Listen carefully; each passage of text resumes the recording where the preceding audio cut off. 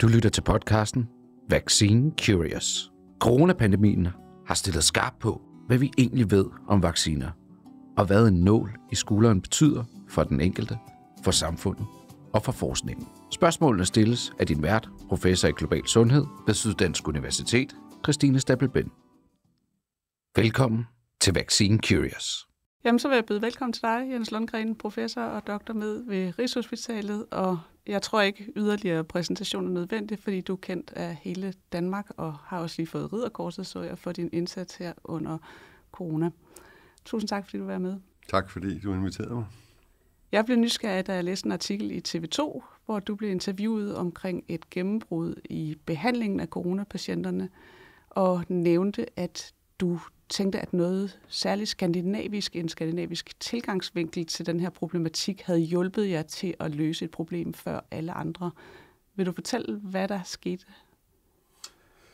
Altså, vi har undersøgt, hvordan man kan forbedre prognosen for folk, der blev indlagt med covid. Og det har været et ret forvirrende billede, hvad der egentlig skulle til for at forbedre prognosen, og der var meget kontrovers omkring det. Modsat situationen, hvis folk ikke er indlagt endnu meget tidligt, så viste det helt overbevisende, at hvis man behandler med et stof, der bremser virusformeringen, så reducerer du risikoen for at blive indlagt. Men det var ikke lige så klart for dem, der var indlagt. Og det var sådan set, og der var rigtig mange forklaringsmodeller for det. Men selvfølgelig den ting, som der er mest åbenbart, det var jo, at det er fordi, det ikke er alle, der har et problem længere med deres virus. Og det er klart, at dem, som der ikke har et problem med deres virus, kan du ikke forvente, at et stof, der bremser virusformeringen, vil have gavnlig effekt. Men til gengæld, dem, som der har et virusproblem, de har selvfølgelig en gavnlig effekt af at få bremset virusformeringen, også når de er indlagt. Og det er altså det stoffer som remdesivir, som vi har arbejdet med, det er stoffer som andre stoffer, som har en tilsvarende virkningsmekanisme. Og derfor løste det ligesom op for en diskussion om, at der nogen sagde, at det overhovedet ikke virkede, og det var sådan generalisterne, som der sagde, hvis man ikke ved dem nærmere og bare giver til alle, så er det svært at se, fordi der er mange, som har en anden forklaring på, at de er syge, end at virus stadigvæk formerer. Men helt åbenlyst til gengæld, kan man så, det er ligesom, du ved, noget det åbenbarer sig ikke lige pludselig. Det er meget tydeligt, hvis det faktisk er, hvis man har en eller anden markør, som der kan vise, at de stadig har problemer med virus, og så har det en gavnlig effekt. Så det er sådan en afklaring, ikke? Altså det er der, hvor noget, som der er meget komplekst, og mange hypoteser lige pludselig bliver meget enkelt. Ja, selvfølgelig da. Altså det siger jo også sig selv. Altså de giver faktisk mening. så det er den enkelte måde at forklare på, og det er jo mange gange det, så det viser sig også i videnskab, at selvom der er rigtig mange forskellige forklaringsmodeller, så er det måske de enkelste og de mest ligefremme og de mest rationelle, og dem, som der er mest rimelige at forvente, det er som regel dem, som der passer. Og det er ikke altid sådan, men mange gange. Og så kan man tage den derfra, ikke? Det var faktisk både remdesivir, var det ikke, og som var det her medicin, som man behandler med, og så var det de monoklonale antistoffer, ja, som altså havde det fuldt det samme mønster, ikke? Fuldstændig, ja. Og det at som sagt, det var det, der var åbenbaringen, og det publicerede vi, og ligesom prøvede at få lidt klaring på det, og lægger jo så op til, at man personliggør behandlingen af indlagte, fordi det som sagt giver rigtig meget mening at behandle folk, der ikke har fået evnet endnu at få kontrolleret virusformeringen, og derfor bidrager til at blive syge. De her ser meget fornuftigt. Det er jo sådan, vi har lært det infektionsmedicin, og så er det jo sådan set meget godt at få dæmpet virusformeringen, mens dem, hvor immunsystemet har begyndt at fungere, og det derfor dybest set har fået kontrolleret virusformeringen, men til gengæld så den omkostning, der har været ved det, altså fra immunsystemets side, at det kommer til at overreagere, og det så er det, der er forklarer, hvorfor de folk, de er så alvorligt syge. Ja, der er klart, at vi skal have en helt anden type medicin, vi skal give til dem, og hvor man ikke kan forvente, at de midler, som der virker ved at bremse virus, at de kommer til at virke. Ikke? Altså det er sådan noget, og det sætter sig en ny dagsorden, og som vi så forfølger. Så det er simpelthen det her bifasiske forløb i corona, at først så er man syg af virusopformeringen, og så bliver man syg af immunsystemet. Det jo viser, at der er lavet mange cartoons, tegneserier, det passer heller ikke, fordi det er meget individuelt, om du er i stand til eller ikke i stand til. Så det er ikke fordi, at hver enkelt sådan går fra det ene til det andet, men der er nogen, hvor det ene er et problem, og der er andre, hvor det andet er et problem. Og hvis du bare sammenligner de to grupper af patienter med hinanden, uden at vide det i øvrigt, altså hvordan de ser ud, hvordan de klinisk har det, deres alder, køn og alt muligt andet, så ligner de fuldstændig hinanden. Så du kan ikke adskille de grupper ved bare at kigge på dem. Så du bliver nødt til at forstå den underliggende sygdomsmekanisme hos den enkelte. Så det er ligesom det, som der er paradigmet nu. Og det passer i øvrigt også med andre infektionssygdomme, at vi skal tilrettelægge behandlingen ud fra den enkeltes behov, og gå lidt væk fra den der gruppetænkning, at alle skal have den samme. Så du siger, at du kan ikke bare se det på patienterne, kan man, og du, som jeg også hørte dig sige, så kan man ikke vide, når folk kommer ind til dig og bliver indlagt inde på Rigshospitalet, så kan de faktisk stadigvæk være i begge faser, eller hvad skal man sige, have begge typer af behov. Du ved, der er jo altid der er de ekstreme klare ekstremer, ikke? Og så er dem i gråzonen, hvor de har det lidt af det ene og lidt af det andet, og hvor vi jo så heller ikke skal være bange for at give begge ting, fordi så er der en usikkerhed. Men processen her, det handler om, det jeg snakker om, det er jo, at man så skal udvikle en biomarkør. Har I fundet det? Ja. Så er vi undersøge det, og det der skal være, den skal kunne, det ikke alene, at den kan adskille, men også, at den kan udføres meget hurtigt, så man har et hurtigt svar, fordi beslutningsprocessen skal være hurtig. Det ved vi jo, det er jo en ting, vi har lært. Hvis vi nøler med at starte behandlingen, så er det ikke godt. Så det er den forskningsdagsorden, som vi forfølger i øjeblikket blandt andet. har I nogle bud på de her biomarkører? Ja. Ja, som du vil fortælle om? Men det er biomarkører, som der dels har fokus på virus, og dels fokus på immunsystemet, og hvordan det performer. Så altså man kan sige, hvis du nu spørger om det, altså vacciner, immunsystem, ikke? Altså vi prøver jo at prime immunsystemet til at imødegå infektionen, og på den måde bruge vores eget immunsystem til at dæmpe virusformeringen i kroppen. Det er jo sådan set det, der er pointen. Gerne helt stoppe den, hvis man bliver udsat, men i hvert fald få den dæmpet, sådan så man ikke gennemløber det samme sygdomsforløb, som man ellers vil gøre, hvis man ikke er vaccineret. Ja. Og som du ved, så er det jo et spørgsmål om at få ved at vaccinere, at du får ligesom primet immunsystemet, sådan så hvis det bliver udsat for den reelle infektion, at det så reagerer meget hurtigere, end hvis tilfældet vil være, hvis du ikke er vaccineret. Det er ikke. Så og det man kan følge, det er, hvis man følger så, hvordan immunsystemet reagerer på vaccineret og ikke vaccineret, som der jo så bliver indlagt på hospitalet, og som jo derfor den gruppe af, hvis vi kigger på de vaccinerede, som jo åbenlyst ikke har haft ordentlig effekt af vaccinen, altså i og med, at de faktisk ender op i en hospitalseng, ikke, med alvorlig sygdom. Og man kan så se, at de folk, at deres immunsystem hos nogen, det begynder det, men det er ikke godt nok. Altså, det når ikke at komme op i omdrejninger. Der er en eller anden sløvhedsfaktor, som der gør det. Men man kan bare se, så det er en lidt forlængelse. Det tager bare lidt længere tid. Men det er så meget kritisk, fordi der er sådan en fase på en 5-6 dage i sygdomsforløbet. Så hvis du når at komme ind, altså hvis det immunsystemet når at komme op før det, så undgår du hele det her. Men hvis det er lidt sløvere i det, så undgår du det ikke. Så når sygdommen og virus at få fortrin. Men det catcher op. Altså, så hvis man måler, målet efter de er været indlagt, så er de i gang, ikke? Og det er jo det, som vi også ved jo, at det er vores naturlige immunitet, der er med til at få virus clearet for kroppen, ikke? Der er ikke nogen, det er jo meget få mennesker, som der har en infektion over, altså efter indlæggelse over 1 til 2 uger, ikke? Altså det er meget usædvanligt. Det er folk, vi ser det hos folk, hvis immunsystem på forhånd er virkelig ødelagt, altså leukemi eller noget andet virkelig alvorligt, ikke? Altså de kan være smittet i lang tid, men jo alle andre får clearet infektionen i sidste ende, fordi deres immunsystem det lykkes at overkomme. Det er bare tiden indtil da, som der er det afgørende. Og det er den, I så prøver at måle på at sige, hvor er de henne i det her forløb, når de kommer ind hos jer. Ja. Og der er så også forskel, hører der sige på, om man er vaccineret eller ikke vaccineret. Eller, ja, altså. Det er faktisk meget interessant, men det er en længere teknisk diskussion af, hvordan immunsystemet bliver... Altså meningen med de der vacciner, for du komme ind på det er jo, at de indeholder jo en af de strukturer på virus, og ikke hele virus, i hvert fald hovedparten af dem, ikke? Og det der overfladeprotein, spike-protein, ikke nogen andre. Så det vil sige, at vaccinerne jo så derfor primer immunsystemet til at reagere, hvis det møder spike-proteinet. Og det gør man jo, hvis man revaccinerer folk, ikke?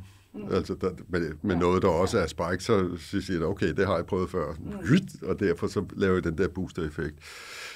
Men interessant er det, hvis man så ser for folk, som der har fået den der priming af vaccinerne, og de så bliver indlagt, så immunsystemet forsøger at reagere over for det i varierende omfang, som vi lige har snakket om, men til gengæld andre proteiner, som vaccinen ikke indeholder, men som virus indeholder.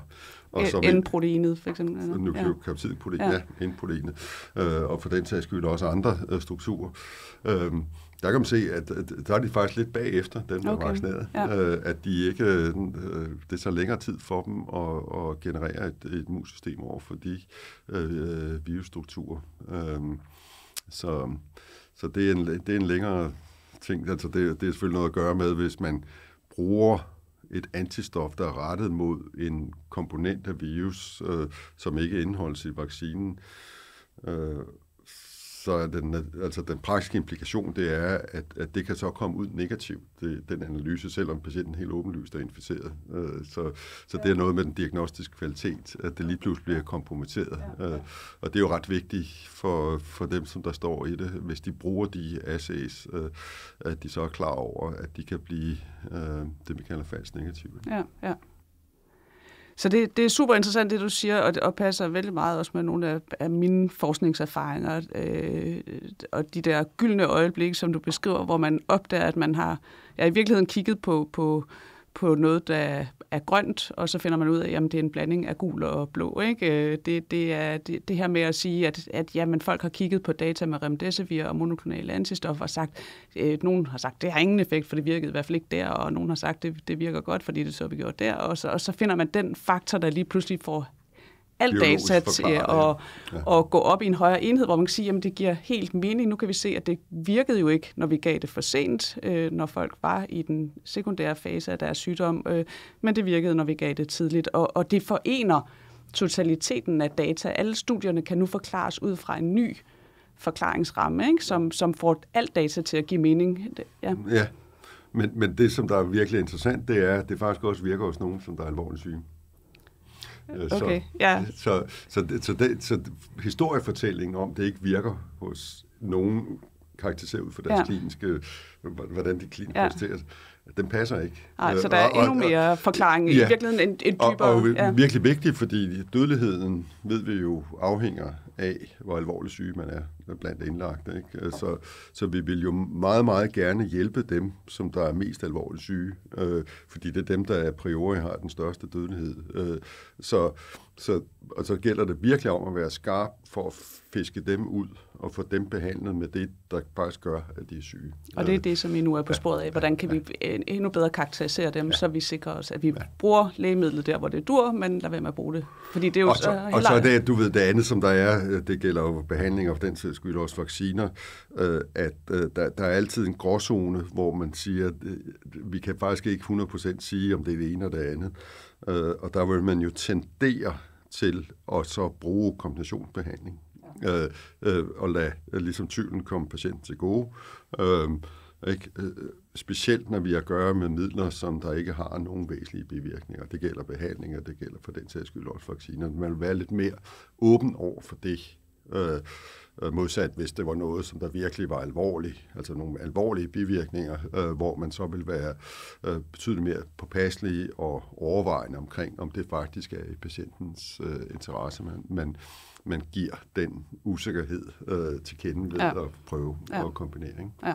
Jeg kan huske en meget erfaren dansk pædiater, som var i Guinea-Bissau, som sagde, at hvis han stod vi snakkede om, at alle børn, der blev indlagt på hospitalet i Guinea-Bissau, de får både 3 slags antibiotika og antimalariamidler, og det får alt det, hvad den kan trække, ikke? Og hvor han sagde, jamen helt ærligt, hvis jeg stod i den samme situation, så ville jeg også bare simpelthen lade tvivlen komme det til gode, og så bare give alt behandling, der overhovedet er muligt mod alle forskellige diagnoser. Ikke? Og det var, fordi man var udfordret af, at man faktisk ikke kunne man havde ikke ordentlig diagnostik, nej, præcis. Altså, ikke? Altså, man får et slapt barn ind, så behandler man med alt, hvad man kan, og det samme. I Afrika, i Etiopien, hvor jeg også, altså, hvor det var en super frustrerende oplevelse. Ikke? Altså, i forhold til den diagnostiske baggrund, som vi har på danske hospitaler, at man lige pludselig står i en situation. Der er ikke nogen tvivl om, at den her person er virkelig alvorligt syg. Men altså der, hvor vi normalt bare, altså bruger det der detektivarbejde til at finde ud af, at det er nok det, og ikke det, ikke? Og det er jo meget mere sådan basalt. Man kommer virkelig til at sætte pris på det, når man står i en situation, hvor man ikke er der. Ikke? Men det er jo virkelig lidt det samme, jeg har stået med her under corona. Ikke? Altså et nyt patogen og en mangel på viden om, altså helt naturligt fuldstændig på bar bund, når det drejer sig om, hvordan man skal gribe det an. Ikke? Så der er nogle ligestræk. Og så griber man til alt, hvad man kan tænke på. Og krydse nej, ikke alt. Altså der har jo været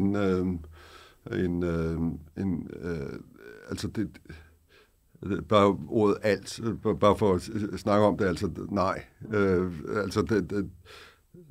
Det kan godt være, at der er nogen, der har grebet til alt, hvor der var i medicinskabet, men der er faktisk forsøgt helt fra begyndelsen af, helt fra februar-marts måned 2020, at prøve at shortliste de interventioner, der var, og i øvrigt få dem hurtigt undersøgt, om der var noget eller ikke var noget.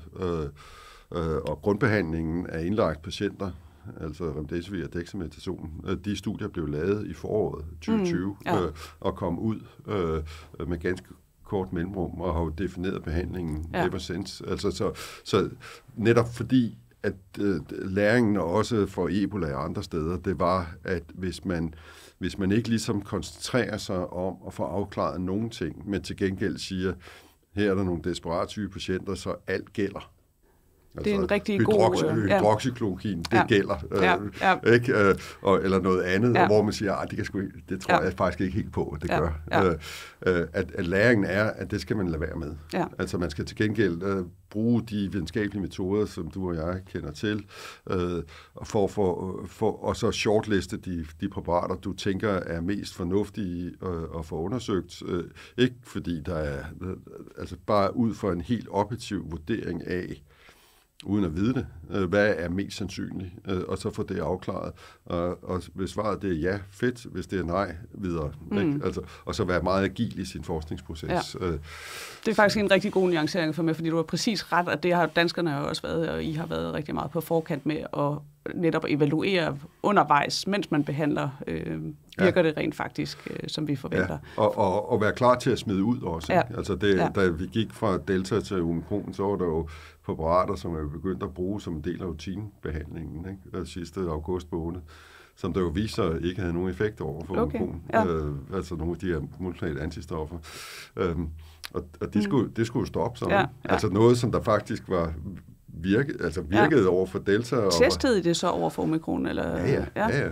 Okay. Der var en vild proces der december sidste år. Men konklusionen var jo, at man skal jo ikke give et præparat, som selvom det virkede over for noget, der var tidligere, hvis vi nu har en ny udfordring, så skal vi jo ikke bare blive ved, bare fordi vi synes, det var godt dengang. Vi skal jo tilrette det til vores viden omkring. Så det var en vild måned. Super spændende, og jeg kunne snakke om behandling i meget længere tid med dig, men den her podcast er jo om vacciner, og det vil jeg jo selvfølgelig også rigtig gerne ind på, fordi dem har du også været med til at teste. Og mere konkret, som jeg har forstået det, et studie, hvor I prøver at teste de forskellige coronavacciner over for hinanden i det her projekt, der hedder Enforce. Ja. Vil du bare kort introducere os til Enforce? Ja, altså Enforce blev lavet i det sene efterår 2020 som en del af den kritiske infrastruktur i forbindelse med at understøtte opstarten og udrulningen af det nationale vaccineprogram. Og meningen var at få de komponenter, der indgik i det nationale vaccineprogram, altså vaccinekomponenter, at få dem studeret nærmere. Og til at begynde med havde vi tanken, at man skulle vælge, når man gik ind i studiet, at så skulle udvælgelsen af, hvilken vaccine man fik, det skulle ske ved lodtrækning. Men af de grunde, vi kan huske, så kom vaccinerne i forskellige tempo undervejs. Og for at kunne lave lodtrækning, det kræver det, at begge er til stede. Så derfor måtte vi svært opgive det. Kunne du bare lige kort sige, hvad var det for nogle vaccinetyper, I havde? Jamen, det var dem, som der indgik i det danske vaccineprogram. Så det er de 2 mRNA-vacciner. Og vi nåede at komme i gang også med den ene adenovektor-vaccine, som der så blev stoppet og taget ud af det nationale vaccineprogram i marts sidste år. Og så forsøgte vi med det der politiske initiativ om den anden adenovirus-vektor-vaccine, der blev forsøgt brugt og startet op uden for det nationale... På frivillighedsordningen der. Ja, kompliceret sag. Forsøgte vi at komme ind med, men det var helt umuligt. Så den nåede vi ikke, og jeg tror, vi fik 20 med der. Men for den anden adenovirus-vektorvaccine, den vi brugte op til marts måned, fik vi omkring 500 patienter med, inden at den blev brugt. Og hvor hovedparten af dem så er efterfølgende krydset over til, at de fik en mRNA-vaccine som opfølgning. Så ideen var oprindeligt, tror jeg, hvis jeg husker rigtigt, at de ville have 4 grupper med 2500 i hver, og de skulle have henholdsvis Moderna-vaccinen, Pfizer-vaccinen, AstraZeneca-vaccinen og Johnson & Johnson-vaccinen, ikke? Jo, altså jeg plejer ikke at snakke om de producentnavne, okay. Producentnavne, fordi de får enormt meget publicity, hvis, altså det er jo sådan set, jeg ved godt, det er pludselig en folketerm, men altså det tror jeg, måske vi skal bare lade være med, fordi altså vi er jo ikke her for at promovere nogle firmaer. Absolut ikke, men jeg ved ikke, om hvad kalder du dem så? Altså, der er de 2 mRNA-vacciner, som der har forskellige features ved sig, som den ene har lidt højere dosis end den anden, hvilket måske ikke betyder noget. Og så de 2 adenovirusvektorbaserede vacciner, ikke? Som der har ligesom været i spil. Og så er der jo den her nye... den hedder Nanovax, som med nanoteknologi også, som jo er godkendt, men ikke blevet introduceret endnu. Og det er der meget diskussion om, hvordan man skal samles et videre vaccinationsprogram med den erfaring, vi har, og med de muligheder, som vi har. Så spændende proces lige i øjeblikket, synes jeg. Men også en vildt spændende idé at sammenligne de 4 vacciner. Hvad var jeres tanke med studiet? Jamen altså, tanken med studiet, det var, at som sagt, at primært at kunne fortløbende rapportere til myndighederne, som der havde ansvaret for det nationale vaccineprogram, altså Lægemiddelstyrelsen og Sundhedsstyrelsen, om hvad vi så. Og det vil sige, om der kom nogle ting, om der var nogle ting i den løbende indrapportering og analyse, som vi lavede, som der gjorde, at man skulle ændre sin tilgang til national vaccineprogram. Så det er den maskine, som der er kørt. Det var det, der var aftalen. Vi fik jo pengene for regeringen, ikke? Altså for at lave det. Og det var som sagt en del af den kritiske infrastruktur i forbindelse med det nationale vaccineprogram. Men altså, det er klart, at vi så nu begynder at rapportere ud i det videnskabelige litteratur om mange forskellige ting. Hvad kiggede I på? Altså, hvad er det for nogle ting, I sammenligner blandt dem, der har fået de forskellige vaccinetyper? Jamen altså, det som der er tesen her, det er, at vacciner beskytter mod sygdom. Ikke? Men spørgsmålet er, hvordan beskytter vaccinen mod sygdom? Det er jo ved, at de laver en anden form for reaktion af vores immunsystem, som vi snakkede om tidligere. Kan vi ved at lave serielle indsamlinger af blodprøver undervejs, efter folk de starter på vaccinen, hvilke biomarkører kan vi så bruge, kan vi analysere, altså er der mulighed for at analysere, som vi mener har en plausibel forklaring på, hvordan vaccinen beskytter mod sygdom. Og der er de her antistoffer, specielt de neutraliserende antistoffer, ligger meget tæt på, specielt de antistoffer rettet mod det her overfladeprotein, spikeproteinet, men også andre, altså karakteriseringer af dem som det ene. Og spørgsmålet var jo så, er der nogen væsentlig forskel i, hvordan de folk, der bliver vaccineret med den ene vaccine, om de reagerer anderledes på de biomarkører, altså når man kigger på de biomarkører, frem for dem, der får en anden type vaccine. Sådan helt overordnet, og det er jo derfor, vi tog de forskellige grupper ind. Men jo lige så meget, sådan set uanset hvilken vaccine man bruger, de laver alle sammen det samme. Altså det er jo de samme biomarkører, de laver ved et varieret højde og sådan noget. Hvad betyder det for, hvad risikoen er for at blive syg? Så ikke en diskussion af, om en vaccine virker, altså et vaccineeffekt, men mere for, i og med, at der er en enorm stor forskellighed i befolkningen af, hvor godt folk de reagerer, hvor godt deres immunsystem reagerer på at få et fuldstændig samme vaccine.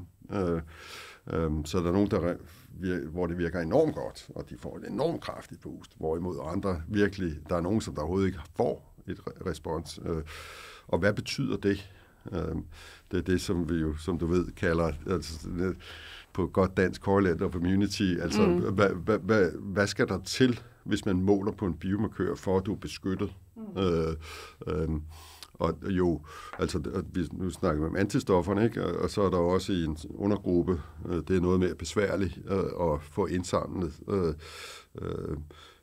Det er det, der hedder T-celleimmunitet, ikke? Hvor det kræver, at man indsamler levende celler, og det er virkelig bøvlet, kan jeg sige, at få logistikken til at fungere omkring det.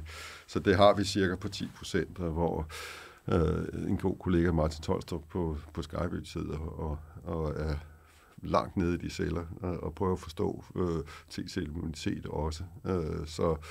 Så på den måde, så transformerer vi det, som der var en umiddelbart sådan en myndighedsopgave, og hvor vi har haft løbende rapporteringer ind til specielt Sundhedsstyrelsen, men til også Lægemiddelstyrelsen, at vi så begynder også at kunne prøve at forstå nogle ting, som i og med, at vi har den infrastruktur, fordi vi har de her serielle prøver, at begynde at komme ind på det her begreb med correlate of immunity. Så er der bare lige sådan for at oversætte måske til dem, der lytter, at der er en eller anden ting i blodet, man kan måle, som siger, hvis du har det her, er du godt beskyttet, eller det her niveau af den her... Og svaret er jo, at det kommer an på, hvilken virus du i øvrigt bliver udsat for på det tidspunkt, hvor du lever, i forhold til hvilken vaccine, som du blev vaccineret med. Så ikke? Altså, hvis der er et mismatch mellem de to ting, så kan der opstå et problem. Så det vil sige, at du kan godt have en enorm god immunitet over for en virusvariant med din vaccine, og en betydeligt mindre over for en anden vaccine. Ja. Så jeres studier er udfordret også af, at alle de her varianter er kommet... udfordret. Det skaber jo... Altså, det er jo naturen, vi kigger på, og det er jo sådan set også, der skal prøve at bruge den viden, vi får, til at forstå, hvad der egentlig foregår. Har I fundet ud af noget i en forsøg? Er der resultater? Ja, altså der er mange ting, der er undervejs, men altså det, der er offentliggjort nu, det er, at vi forstår meget bedre, hvem som der ikke har en særlig god vaccineeffekt, vurderet ud for de her antistofniveauer, den her biomarkør.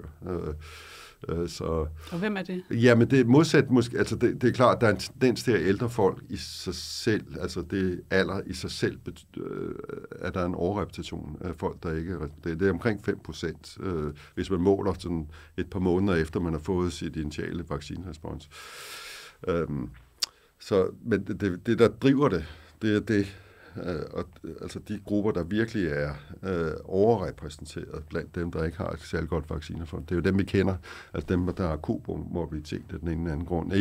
Ikke kun de helt dybe immundefekter, altså cancerpatienter og folk med blodsygdomme og transplanteret, men også sådan noget som dialyserede patienter har en betydeligt ringere nedsat evne til at respondere og få deres immunsystem i gang frem for raske mennesker. Så graden af komorbiditet, hvor mange man har, betyder noget.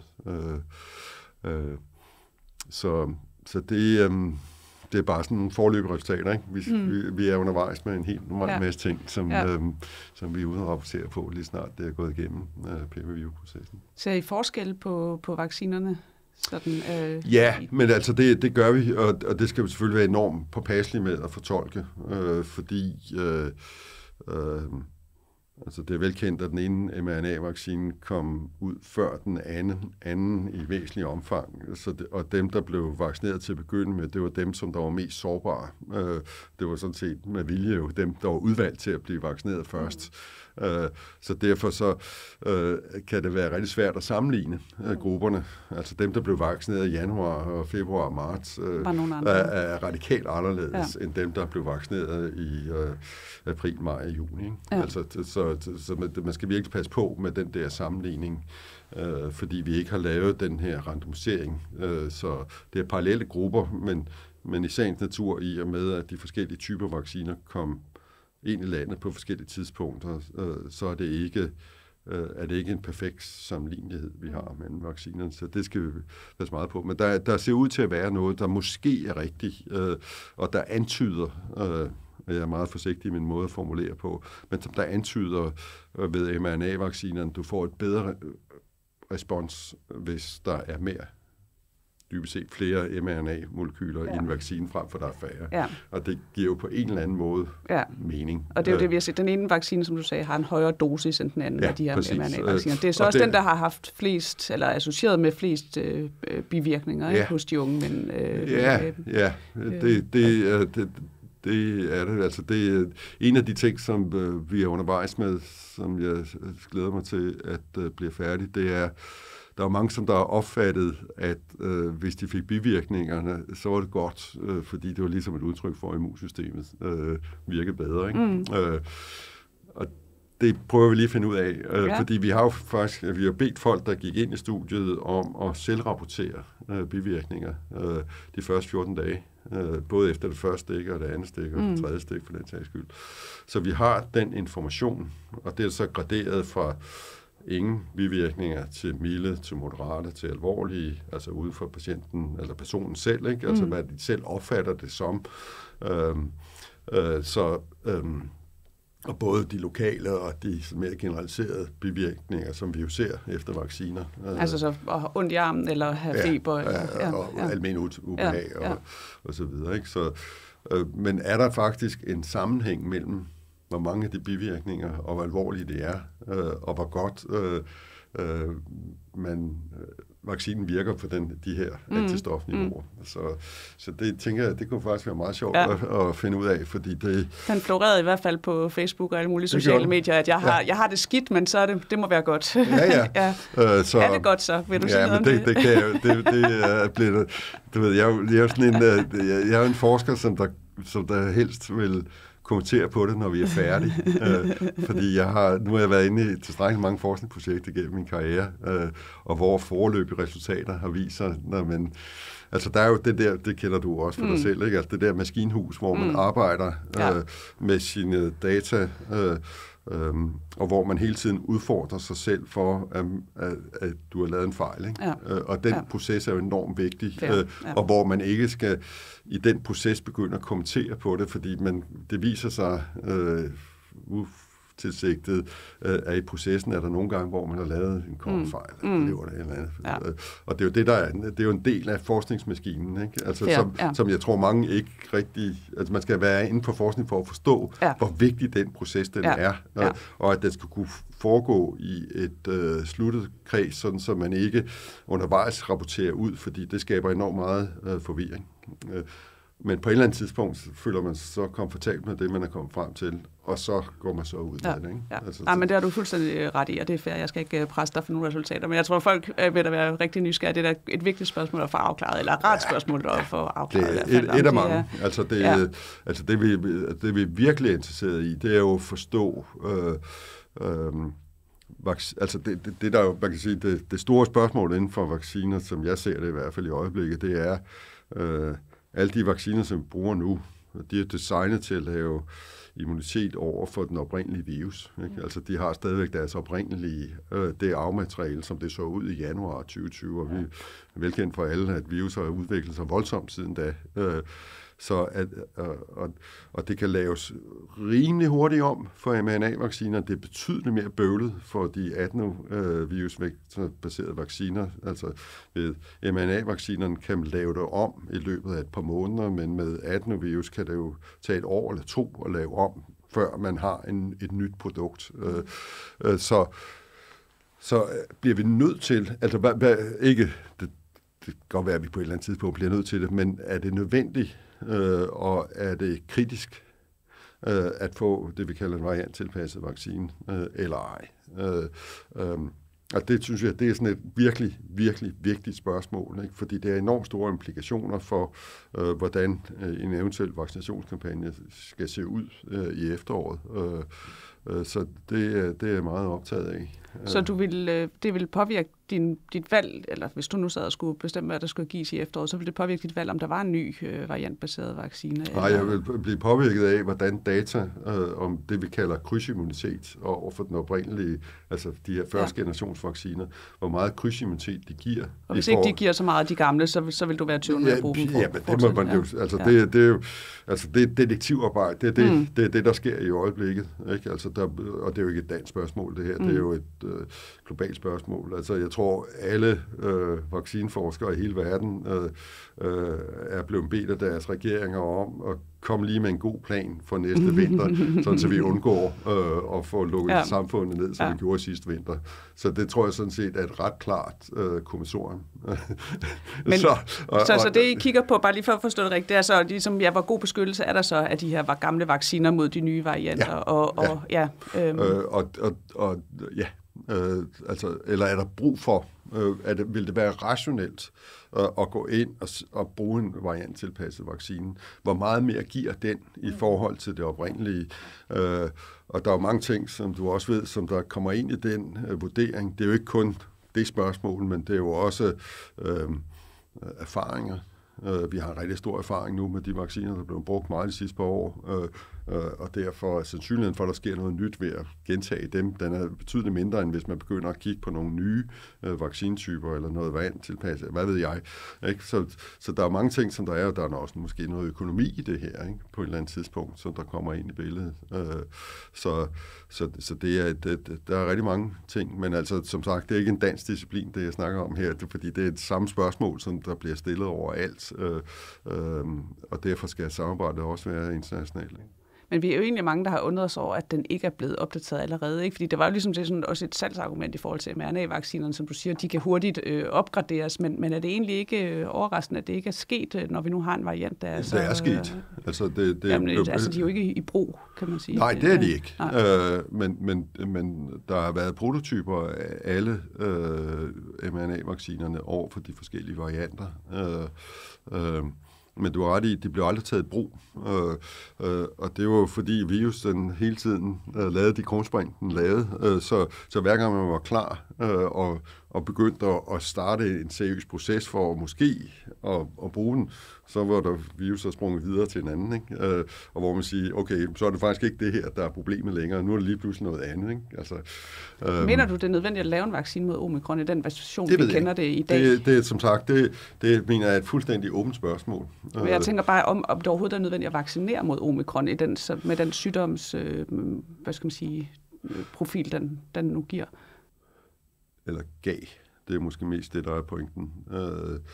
Altså diskussioner omkring vacciner og brug af vacciner, sådan en fremadrettet diskussion, det er jo et spørgsmål om et trusselsbillede.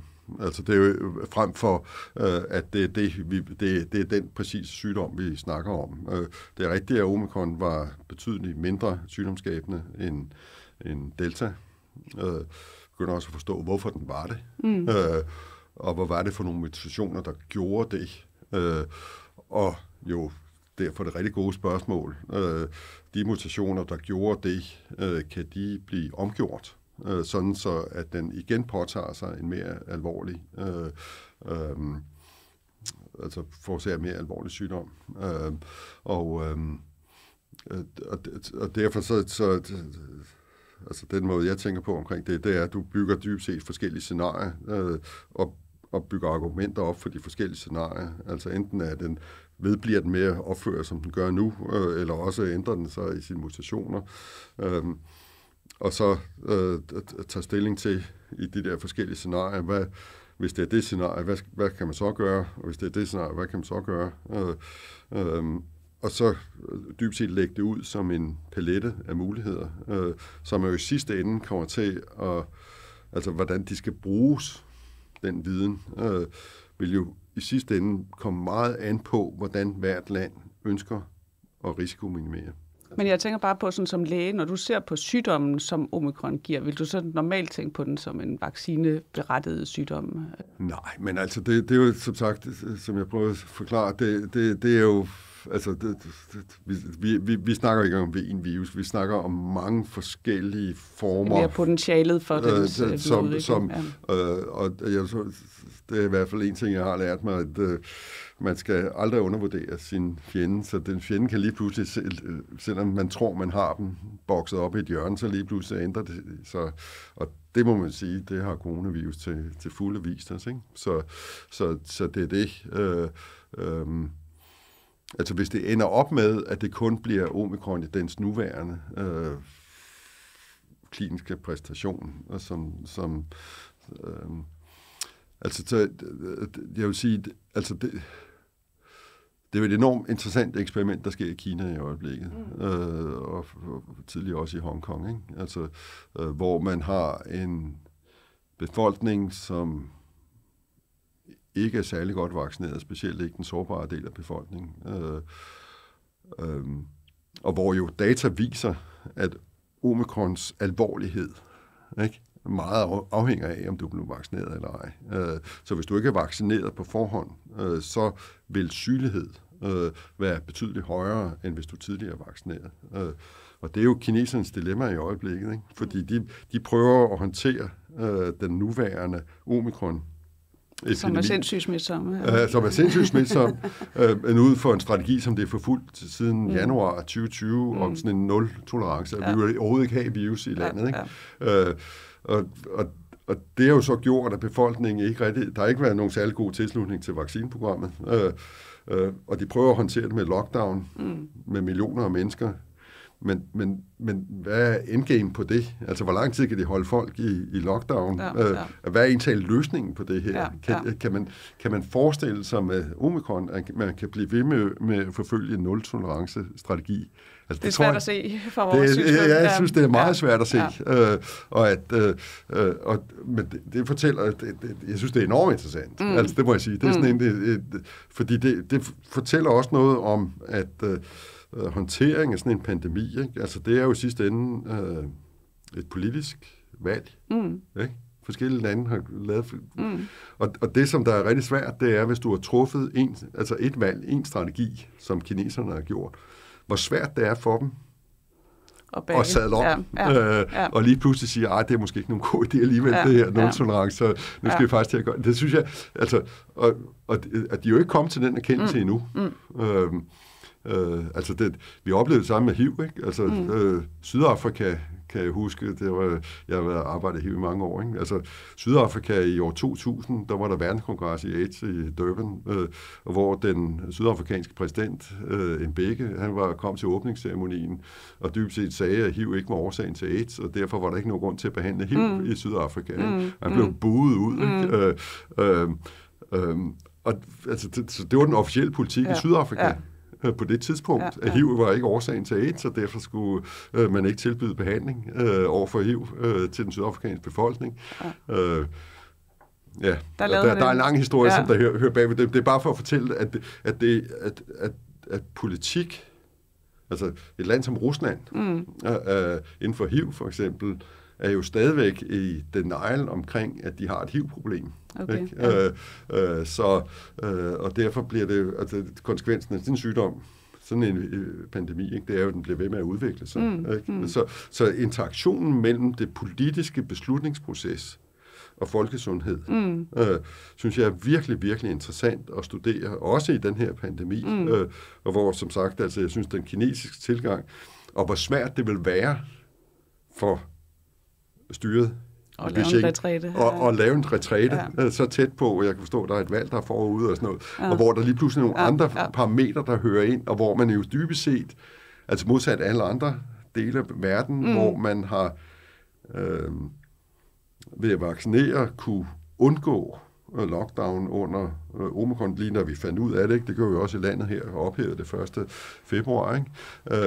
Selvom vi havde en enorm stor Omikron-epidemi, holdt vi op med det, fordi det ikke var nødvendigt, og hospitalsdelen ikke var truet, fordi vi var så godt vaccineret i landet. Ikke? Altså, men hvor man lige pludselig skal se det dilemma, som de har, ikke? Ved at forfulgt en strategi, hvor man ikke har evnet at forklare befolkningen, at det var fornuftigt at vaccinere. Der var mange i befolkningen, som siger, hvorfor skal jeg vaccinere? Altså, der er nul-tolerance. Ja. Altså, der er jo ikke noget virus i det her land, så hvorfor skulle jeg... Altså, det er jo en kombination af uvaccinerede ældre, og så også en vaccine, der ikke har været så effektiv, som vi kan se. Men, ikke? Men fair nok, og det er en god pointe, men det var for at sige, at det er jo det dilemma, som man lige pludselig står med, at man har haft en befolkning, som der ikke har oplevet fornuften måske i at blive vaccineret, fordi strategien var, at der ikke skulle være noget virus. Ikke? Så hvorfor skulle man det? Nå, det er super. Jeg vil meget gerne lige runde af med vaccinerne. Nu skal jeg også lige kigge på uret her og være sikker på, at vi har tid. Yes, men det er jo super spændende, det der politiske aspekt, og der kunne jeg godt tænke mig at høre dig bare sådan måske et ja-nej-agtigt spørgsmål, men har vi været gode nok i Danmark til at inddrage eksperterne i det politiske beslutninger omkring corona? Synes du har siddet helt tæt på? Er din ekspertviden kommet helt i spil? Helt i spil? Nej, det ville også være uforskammet og arrogant at sige, at den skulle være.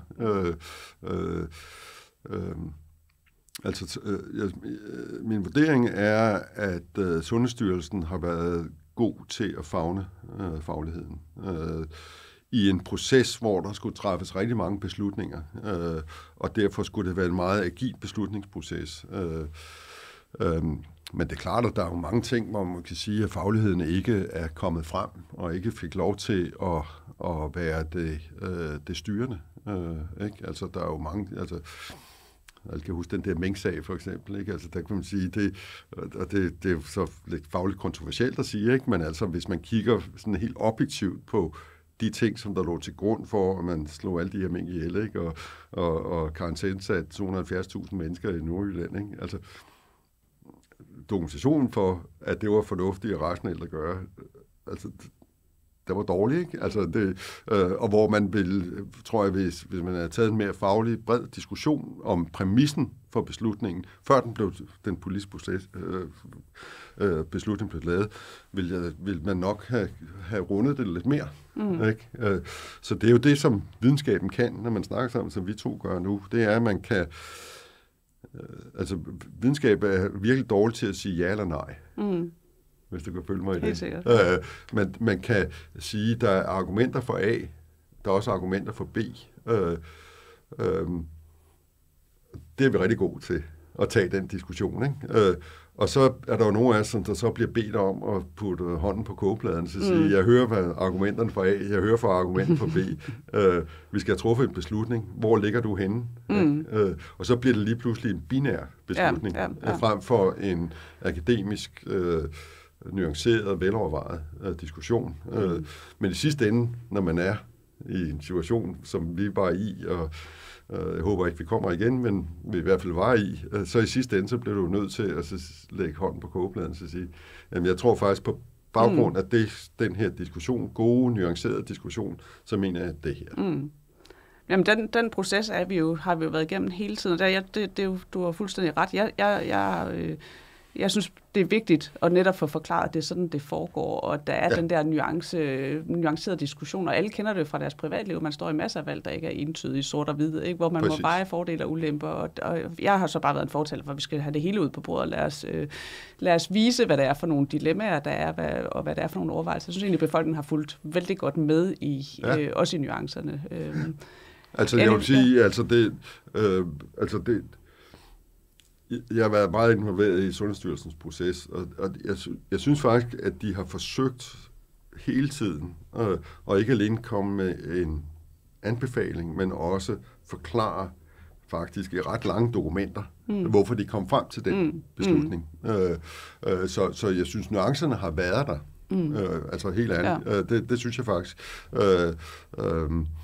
Og man kan selvfølgelig altid diskutere, når man har lagt det hele frem, hvad er så konklusionen, og er man enig i den konklusion? Men altså hvis man har villet det, også i det faglige miljø, så kunne man godt gå tilbage og forstå, hvad er det egentlig for nogle komponenter, der har indgået i den beslutningsproces, der er. Og der kan man selvfølgelig jo udfordre, hvordan fortolkningen er. Det ved du og jeg godt, ikke? Der kan man fortolke videnskabelig litteratur i nogen grad. Ikke fuldstændig, men i nogen grad. Og har man de rigtige studier med, er der nogen, der er udladt, ikke? Som man burde have haft med. Så jeg har ikke rigtig hørt, at den kritik har været der, faktisk. Okay, jamen den kunne vi, om nuancerne har været der eller ej, ja. Den kunne vi næsten lave en hel podcast om mere.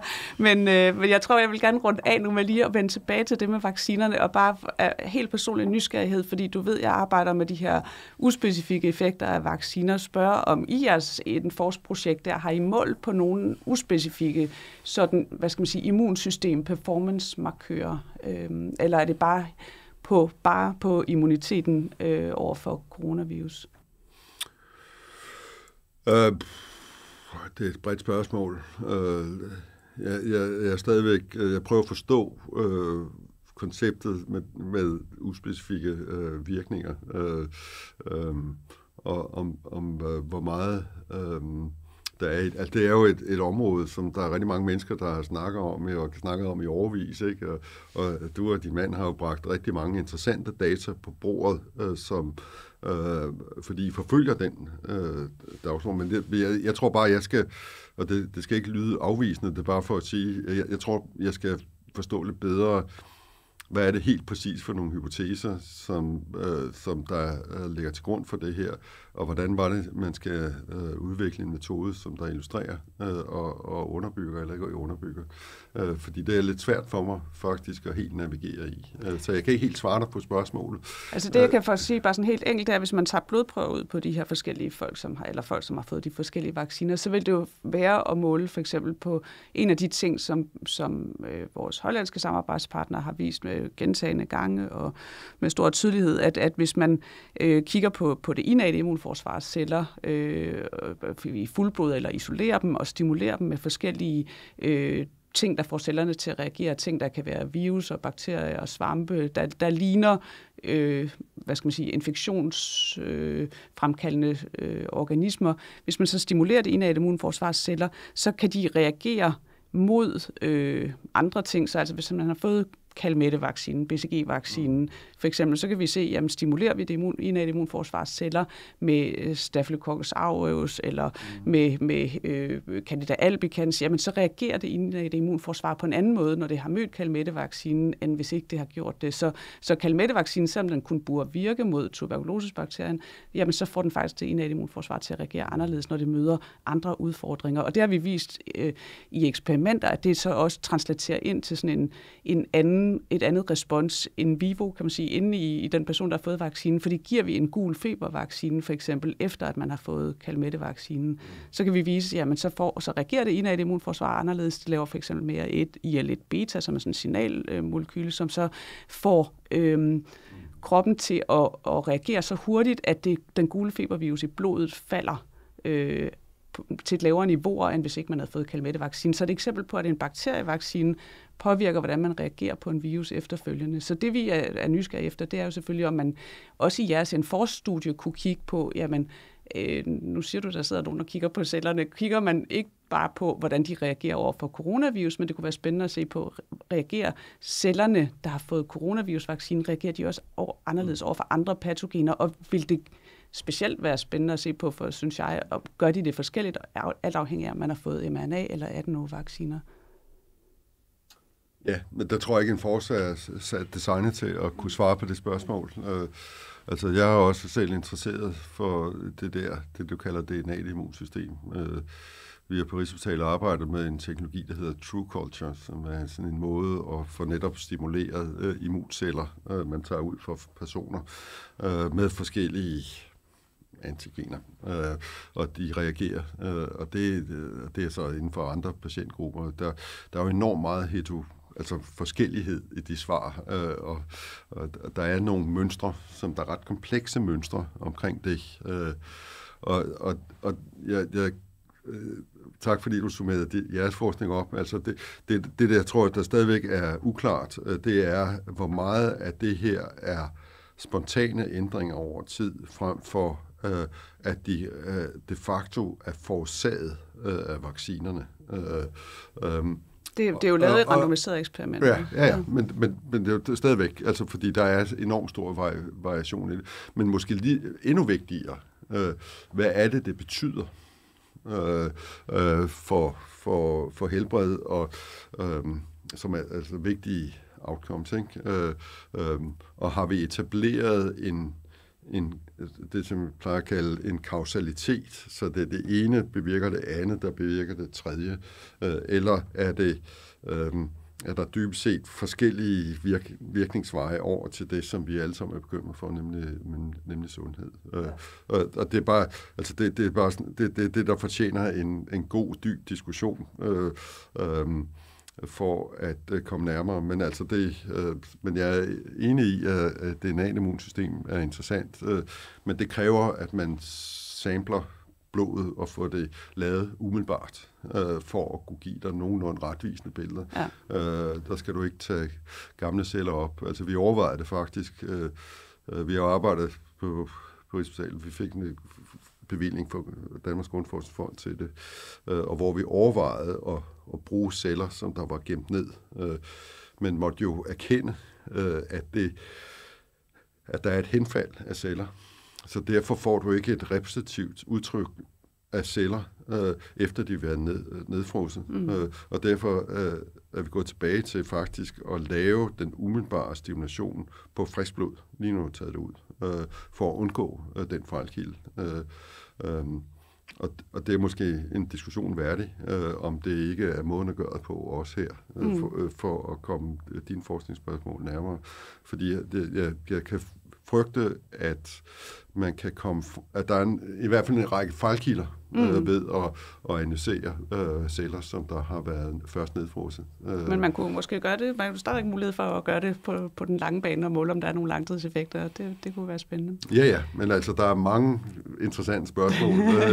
Dem løber vi ikke tør for. Jeg vil runde af med at spørge dig, hvor vi startede sådan lidt. Tror du, der er en særlig skandinavisk tilgangsvinkel til vaccineforskningen også? Hvad kan vi bidrage med i Skandinavien? Er der noget unikt der inden for vaccineforskningen?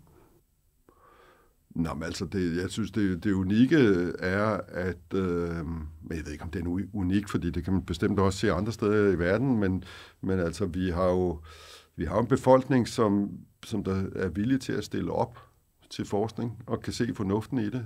Det er jo en enorm styrke. Som sagt, jeg føler ikke, det er helt skandinavisk altså feature, men den er her. Ikke? Altså, der er en god tilgang til det. Den skal selvfølgelig passe meget på. Ikke? Og så er vi jo selvfølgelig privilegeret af, at dem, der er interesseret i registerforskning, det er ikke noget, jeg selv excellerer særlig meget i, men dem, der har det, det er jo et Eldorado. Ikke? Altså et land som Danmark, ikke? Fordi du kan samkøre de her registre og komme frem til at kigge på samme. Altså Anton Pottegård, som jeg ved, du også snakker med, er sådan en virkelig dygtig eksponent for det, hvor meget god forskning man kan komme ud med omkring det, som bestemt bidrager til det samlede billede. Det kommer aldrig, jeg tror aldrig, der er nogen, og det tror jeg alle grupper skal bare være ydmyge omkring. Det er ikke dem, der kommer med det definitive svar. Der bliver mange forskellige, der arbejder med forskellige ting, og måske forfølger hver sin vinkling, som de ligesom siger, det er min vinkling. Og det er det, jeg vil fokusere på og prøve at forstå. Og så er der andre, der forstår noget andet, og det er jo fint. Sådan plejer vi at arbejde inden for forskningsverdenen. Ikke? Og det virkelig spændende er jo så hele tiden at forfølge de mønstre, der så danner sig, som vi også kom ind på i starten, at man ser på, hvor er det så, vi får nogle resultater, der modsiger hinanden, og kan vi finde den forklarende faktor, som stadigvæk får totaliteten af data til at hænge sammen på en fornuftig måde, fordi vi er jo, som det har været sådan et underliggende tema, tror jeg, for hele den her snak, vi er jo forskellige alle sammen som individer og heterogene, men indimellem danner der sig grupperinger og mønstre, som får det hele til at passe bedre sammen. Og pointen ved det, og det er fuldstændig, det er også det, vi starter op med at snakke om, og det er jeg meget enig med dig i. Jamen, jeg tror faktisk, det lykkes os at snakke en hel time til at modbevise alle, der måtte mene, at vi kan stå i hver sin lejr nogle gange, fordi vi har haft en rigtig fin snak, hvor jeg synes, vi har været meget enige om mange ting. Jeg er i hvert fald blevet meget klogere undervejs, og du skal have... i lige måde. Du har lyttet til Vaccine Curious. Dit vært var Christine Stabell-Benn, professor i global sundhed ved Syddansk Universitet. Tak fordi du lyttede med.